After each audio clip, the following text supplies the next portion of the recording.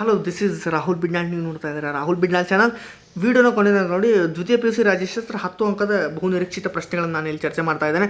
ಭಾರತದಲ್ಲಿ ಪಕ್ಷ ಪದ್ಧತಿಯ ಸ್ವರೂಪವನ್ನು ವಿವರಿಸಿ, ಕೋಮುವಾದದ ಕಾರಣಗಳು ಮತ್ತು ಅವುಗಳ ಪರಿಹಾರ ಉಪಾಯಗಳನ್ನು ವಿವರಿಸಿ, ಉದಾರೀಕರಣ ಅದರ ರಾಜಕೀಯ ಪರಿಣಾಮ, ಭಾರತದ ವಿದೇಶಾಂಗ ನೀತಿಯ ಮೂಲ ತತ್ವಗಳನ್ನು ಬರೆಯಿರಿ, ರಾಜಕೀಯ ಪಕ್ಷಗಳ ಕಾರ್ಯ, ಜಾಗತೀಕರಣದ ಮಹತ್ವ, ಚುನಾವಣಾ ಆಯೋಗದ ರಚನೆ ಮತ್ತು ಕಾರ್ಯಗಳು, structure of the functions of the election commission of India, ರಾಷ್ಟ್ರ ನಿರ್ಮಾಣಕ್ಕೆ ಎದುರಾಗುವ ಅಡಚಣೆಗಳು, ಪರಿಹಾರೋಪಾಯಗಳನ್ನು ಬರೆಯಿರಿ, obstacles of a nations building and remedies.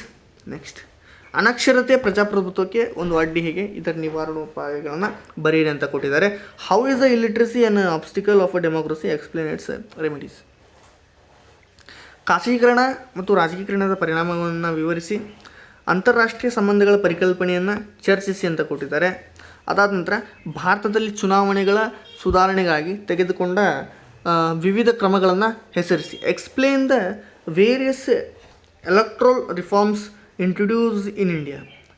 ವಿಶ್ವಸಂಸ್ಥೆ ಮತ್ತು ಭಾರತದ ನಡುವಿನ ಪಾತ್ರ ಮತ್ತು ಸಹಕಾರ ಕ್ಷೇತ್ರಗಳ ಕುರಿತು ವಿವರಿಸಿ ಅಂತ ಕೊಟ್ಟಿದ್ದಾರೆ. Explain the major areas cooperation of India the UN.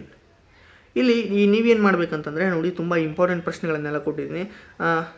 ಒಂದು ಕೆಲಸ ಮಾಡಿ, ನೀವು 2ನೇ ಅಧ್ಯಾಯದಿಂದ ಒಂದು ಪ್ರಶ್ನೆಯನ್ನು ಓದಿ, 2ನೇ ಅಧ್ಯಾಯದಿಂದ ಒಂದು ಪ್ರಶ್ನೆ, 2ನೇ ಅಧ್ಯಾಯದಿಂದ ಇಂಪಾರ್ಟೆಂಟ್ ಕ್ವಶನ್ ಕೊಟ್ಟಿದ್ದೀನಿ. ಜಾಗತೀಕರಣ, ಖಾಸಗೀಕರಣ, ಉದಾರೀಕರಣ, ಈ 3ರಲ್ಲಿ ಒಂದು ಬರುತ್ತೆ. ಈ 3ಅನ್ನು ಓದ್ಕೊಂಬಿಡಿ. ಎಕ್ಸ್ಟ್ರಾ ಬೇಕಂತಂದರೆ 5ನೇ ಅಧ್ಯಾಯದಲ್ಲಿ ಬೇಕಂದರೆ ಒಂದು ಪ್ರಶ್ನೆಯನ್ನು ಓದ್ಕೊಂಬಿಡಿ. ಇದಿಷ್ಟು ಈ ಒಂದು ವಿಡಿಯೋದಲ್ಲಿ.